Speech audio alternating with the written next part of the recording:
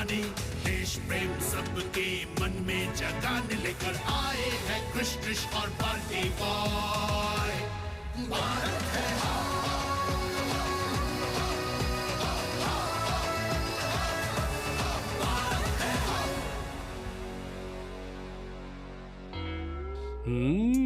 ગજક. ટ્રીશનું ધ્યાન નથી અને ઉંદર બટાલિયન એના પર હાથ સાફ કરવા માંગે છે. એના પહેલા હું જ હાથ સાફ કરી લઉં છું. ચોરી કરવી એ ખોટી વાત છે.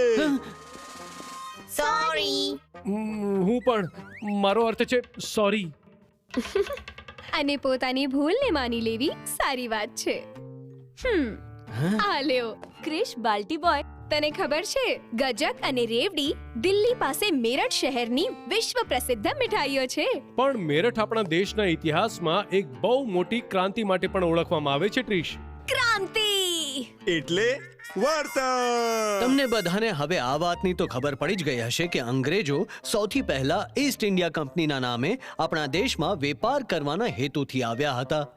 અને એમની નિયત ખરાબ થઈ ગઈ અને કબજો કરવા લાગ્યા. અને આટલું જ નહીં, એ ફિરંગીઓ જબરજસ્તી આપણી પાસેથી વેરો ઉઘરાવા લાગ્યા અને જે નહોતા આપી શકતા એમની જમીન જૂટવવા લાગ્યા. હું રાજી થઈ કેમ કે તમે બંને વાર્તાઓને ધ્યાનથી સાંભળી રહ્યા છો. બાલ્ટી બોય બહુ ભાવુક નહીં બન, કેમ કે આજની વાર્તા એમની છે જેમણે આપણા દેશને આઝાદ કરાવવા માટે ફિરંગીઓના વિરોધમાં 1857માં ક્રાંતિ કરવાનો પહેલો પ્રયત્ન કર્યો હતો. સાચે કોણ હતા તેઓ જેમણે આ વિદ્રોહની પહેલ કરી હતી? જમાદાર ધનસિંહ ગુર્જર. વાલી સંસ્કૃતિ સ્ટોરી મોડ ઓન.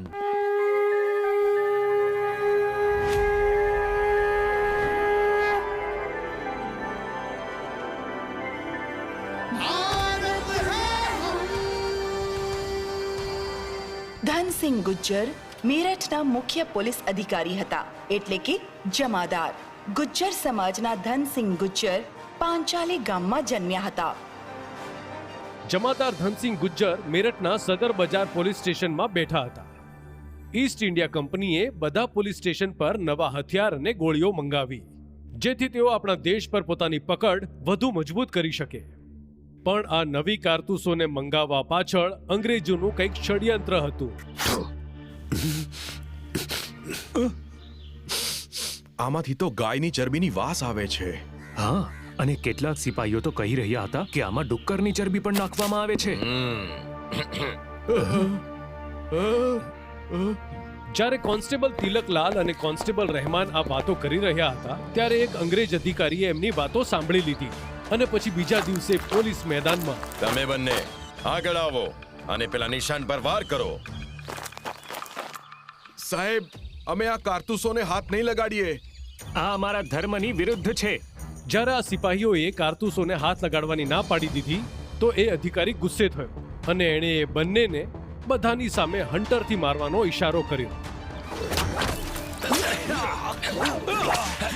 સિપાહીઓની લાઈનમાં તિલકલાલનો દીકરો ભુવન પણ ઊભો હતો.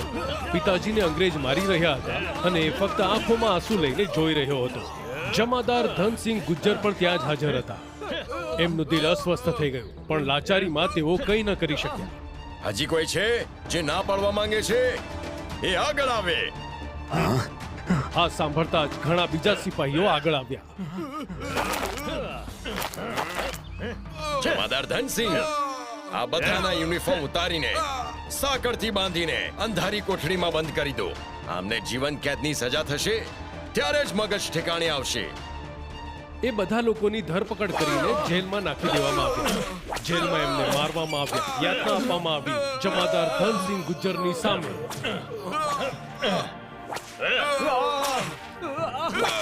અરે કંઈક તો રહેમ કરો, ખુદાના વાસ્તે. જમાદાર ધનસિંહ ગુજ્જરને ખૂબ ગુસ્સો આવતો રહ્યો, પણ લાચારીમાં તેઓ ચૂપ રહ્યા.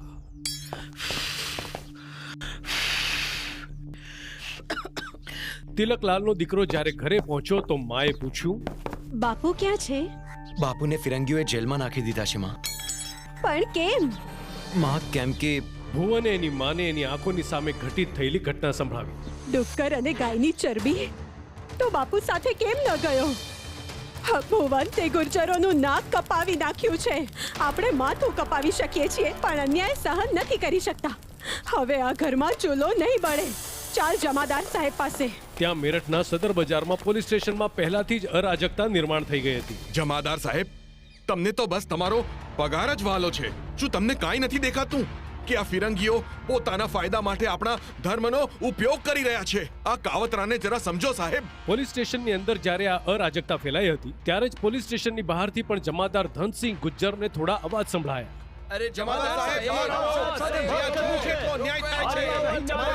જેને સાંભળીને તેઓ બહાર આવ્યા. મારો એક જ દીકરો છે. જમાદાર સાહેબ, એને છોડી દો. જમાદાર સાહેબ, મારા પતિની શું ભૂલ છે? આ બધું જોઈને અને સાંભળીને ભુવન અસ્વસ્થ થઈ ગયો અને ગુસ્સામાં એણે પોતાનો ગણવેશ કાઢી નાખ્યો. નથી કરવી મારે આ નોકરી. આ સાંભળતા જ એક અંગ્રેજ સિપાહી પોતાની બંદૂકના છેડેથી ભુવનને મારવા લાગ્યો. ભુવનના મોઢામાંથી લોહી નીકળી રહ્યું હતું. થોબો, અટકી જાઓ. હું કમાન્ડર સાહેબ સાથે વાત કરું છું. સર, તમે આ સિપાહીઓને જેલમાંથી છોડી દો. આ લોકો નિર્દોષ છે.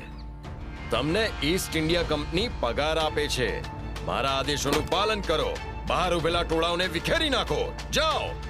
જમાદાર ધનસિંહ ગુજ્જર પાસે આનો કોઈ જવાબ નહોતો. તેઓ વિચારમાં પડી ગયા અને પછી એમણે ગુજ્જર સમાજના લોકોને ભેગા કર્યા. ભુવન અને એની મા પણ આમાં સામેલ થયા. આપણા સિપાહીઓ પર થઈ રહેલા અત્યાચારને હું વધુ સહન નથી કરી શકતો. આજે મને તમારા બધાના સાથની જરૂર છે. શું ગુજ્જર સમાજ મારી સાથે ફિરંગીઓની વિરોધમાં લડવા માટે તૈયાર છે? અમે બધા તૈયાર છીએ. તો પછી 1 કલાકની અંદર પાંચાલી ગામ અને આસપાસના બધા ગામમાંથી ગુજ્જરોને ભેગા કરો. સૌથી પહેલા આપણે અંગ્રેજોએ બનાવેલી જેલ પર હુમલો કરશું, જ્યાં એમણે 848 ક્રાંતિકારીઓ અને સિપાહીઓને કેદ કરીને રાખ્યા છે. અને પછી ત્યાંથી આપણે સદર બજારની કોતવાલી પહોંચશું. એ રાતે 300 ગુજ્જરોને સાથે લઈને જમાદાર ધનસિંહ ગુજ્જરે મેરઠમાં અંગ્રેજોએ નવી બનાવેલી જેલ પર હુમલો કરી દીધો. જેલની સુરક્ષા કડક હતી, પણ જમાદાર ધનસિંહ અને એમની ગુજ્જર સેનાએ અંગ્રેજોનો દ્રઢતાથી મુકાબલો કર્યો અને 839 ક્રાંતિકારી કેદીઓને મુક્ત કરાવ્યા અને પછી એ જેલને આગ લગાડી દીધી. પછી જમાદાર ધનસિંહ ગુજ્જર આ બધાને લઈને સદર બજાર પોલીસ સ્ટેશન પહોંચ્યા અને ત્યાં જેલમાં કેદ ક્રાંતિકારીઓને છોડાવ્યા.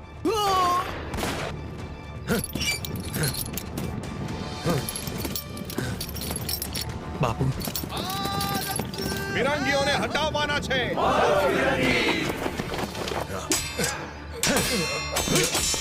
ફિરંગીઓના વિરુદ્ધ આઝાદીની આ આગને આપણે ઓલવવા નહીં દઈએ. આપણે બધા હમણાં જ મેરઠથી દિલ્હી જશું. ચલો દિલ્હી. મારો ફિરંગી, ચાલો દિલ્હી. મારો ફિરંગી, ચાલો દિલ્હી. સંસ્કૃતિ, જમાદાર ધનસિંહ ગુર્જરની આ પહેલમાં હજી એક ખાસ વાત હતી. જણાવો બધાને.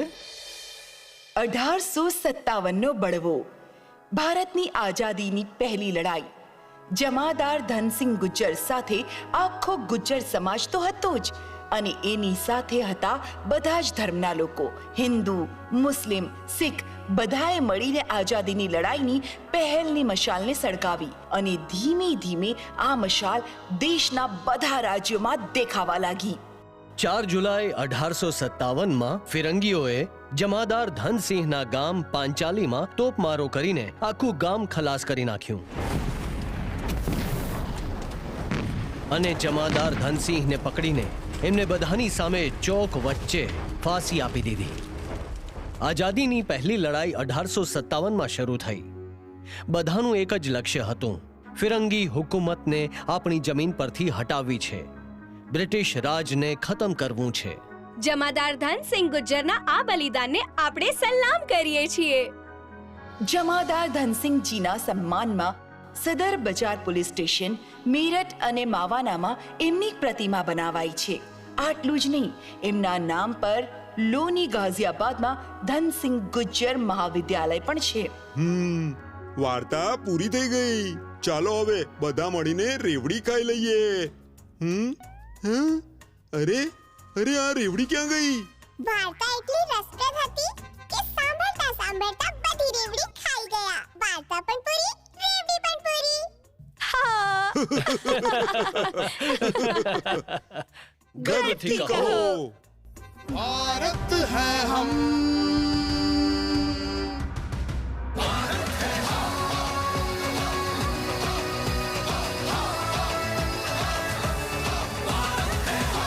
મિત્રો, જો આ વાર્તા સંભાળવામાં તમને બધાને આટલી મજા આવી તો વિચારો જોવામાં કેટલી મજા આવશે. જુઓ ક્રિશ ટ્રીશ બાલ્ટી બોય ભારત છીએ અમે દર રવિવારે સવારે 11 વાગે દૂરદર્શન પર. અને અમારા સ્ટ્રીમિંગ પાર્ટનર્સ છે Amazon Prime Video અને Netflix. Stay tuned.